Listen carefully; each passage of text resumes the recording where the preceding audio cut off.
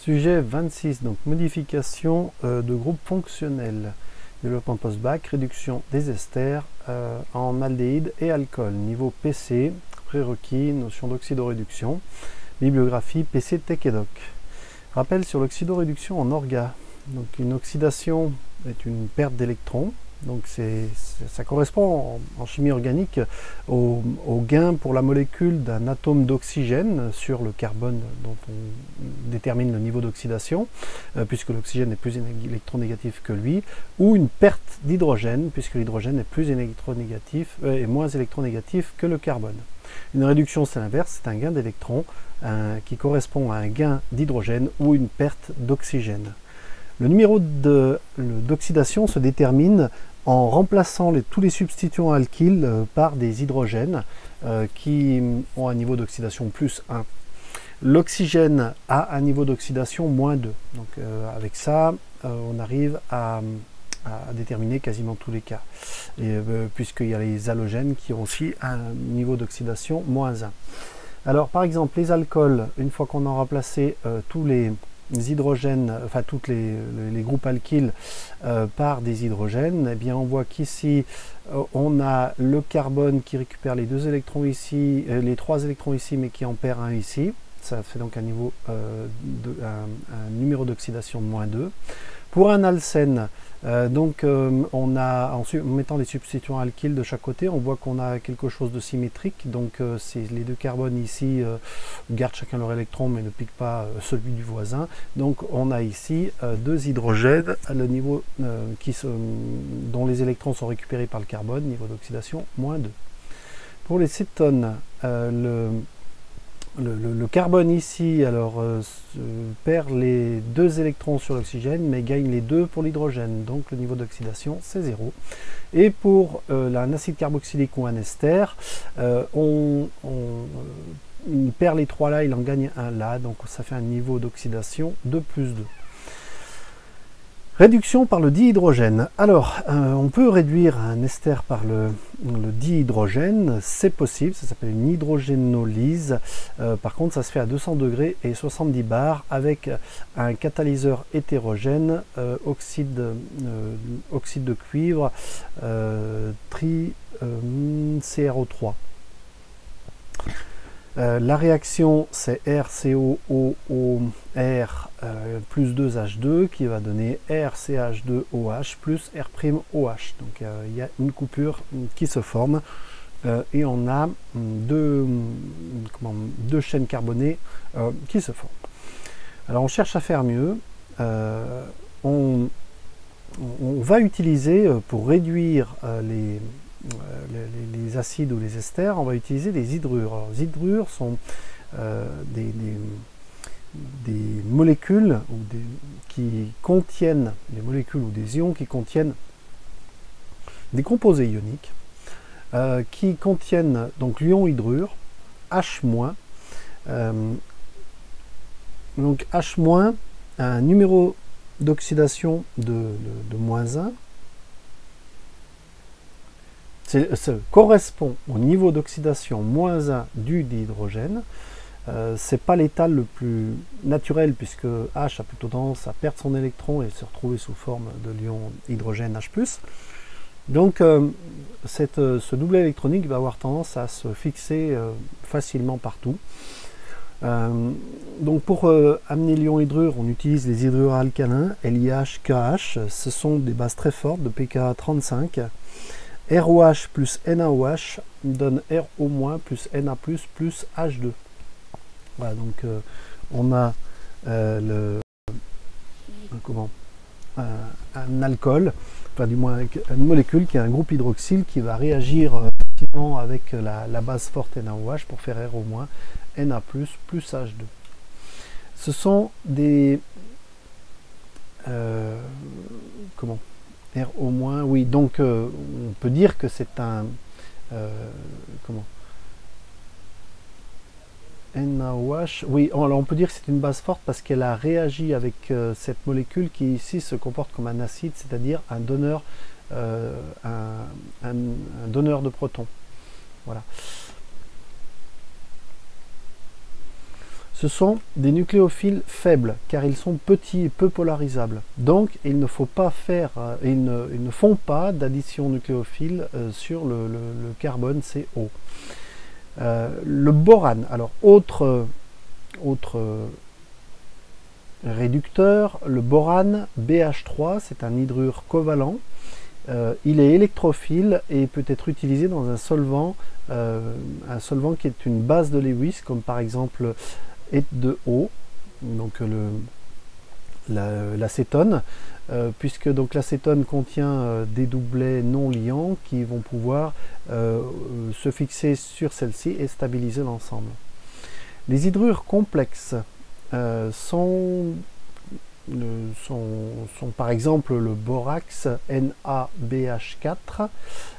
C'est un bon nucléophile car donc il est chargé, en fait on va faire l'ion Na+ et BH4-. Et donc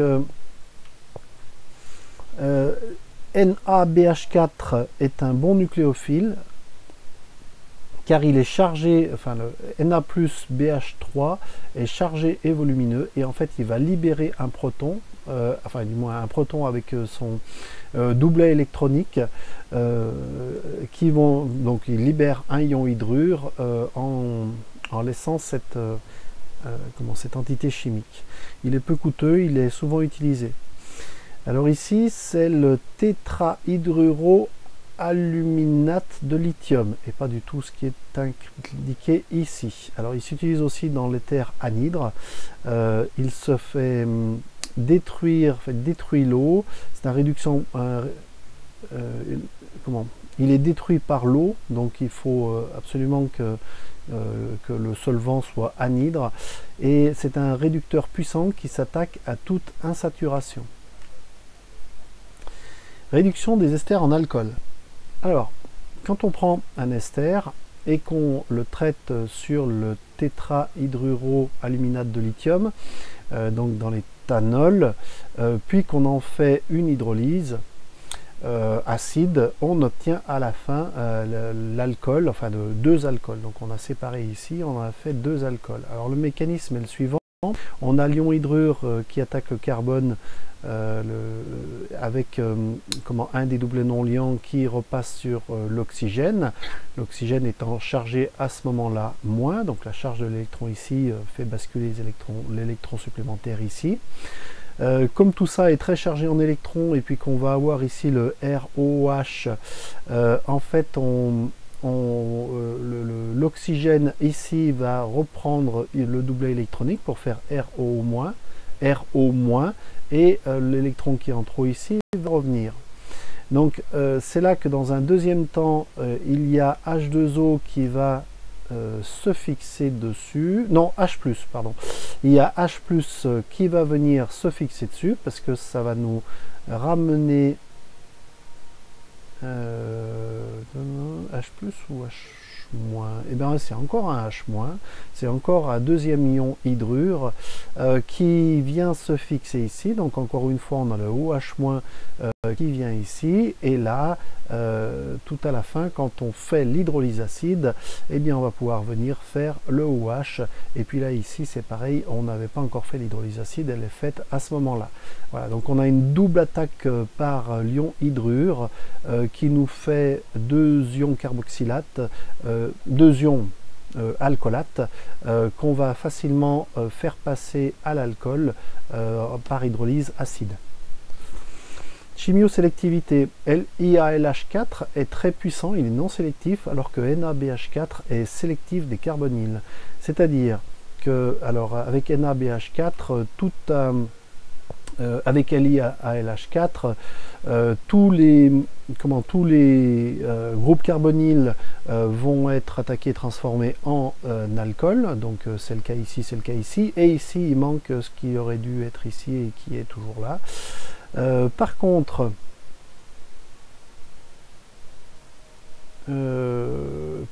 si on voit que si on attaque avec NaBH4 dans l'acétone anhydre, eh bien on a juste le carbonyle qui était seul ici, qui est attaqué, qui est transformé en fonction alcool, alors que le carbonyle qui faisait partie de la fonction carboxyle, donc eh bien ici, celui-là n'est pas attaqué.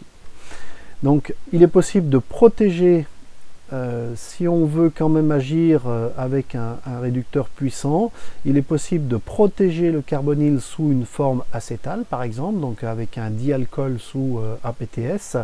À ce moment-là, on a le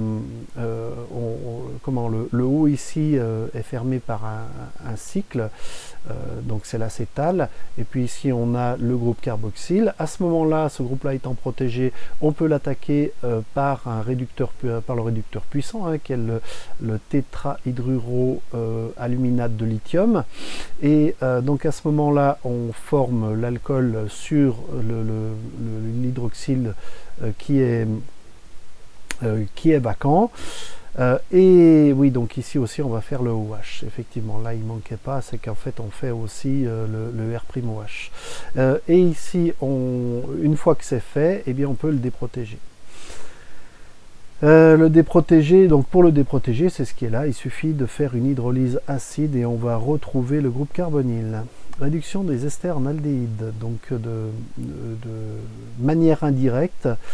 Si on attaque par LiALH4, on obtient un alcool primaire, mais on peut aussi, et puis après, une fois que on a obtenu l'alcool, eh bien on peut réoxyder avec le tétraoxyde de chrome, et ça va nous permettre de remonter à l'aldéhyde.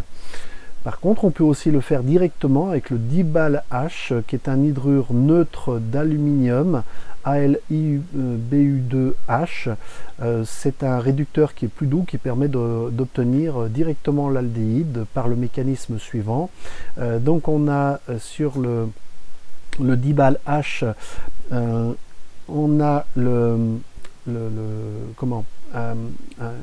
une case vacante sur l'aluminium. Donc le doublet ici se rattache ici, on forme cet ensemble. À ce moment-là ici, il y a le doublet non liant, comme ici on a un O+. Oui, alors on forme l'ion, c'est-à-dire que l'électron ici il est pris, donc ça fait Al-, et puis l'oxygène ici il a perdu une partie d'électrons, donc il se retrouve plus. On va à ce moment-là, donc l'oxygène étant très électronégatif, il récupère ce doublet non liant sur lui, donc ça va former ici ceci. Avec, tiens, ici on aurait peut-être dû... Ah oui, alors ici il y a un électron en trop, et bien le doublet, en fait on fait comme un ion hydrure parce que le H ici va se rattacher sur le carbone, et à ce moment-là on a un OH-HR'-O. L'hydrolyse acide va permettre ensuite, donc avec des protons vont venir se fixer ici pour faire un ROH,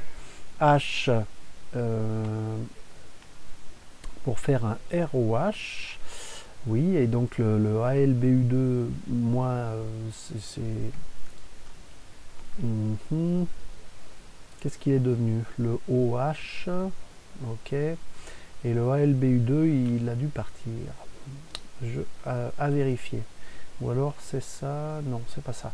Ensuite il reste encore à transformer, donc ici on a obtenu l'hémiacétal qui va encore mener à l'aldéhyde par le mécanisme suivant. Donc il y a une attaque acide donc sur le doublet non liant du OR'.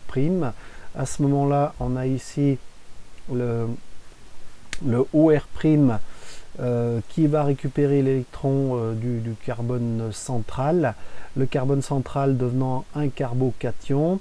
À ce moment-là, le doublet électronique va revenir ici et on va perdre celui-ci, et donc avec le ROH qui est parti, quand en perdant l'électron, en perdant le proton, bah voilà, il devient, en fait ici c'est une catalyse acide, puisqu'il y a le proton qui repart et on a obtenu l'aldéhyde.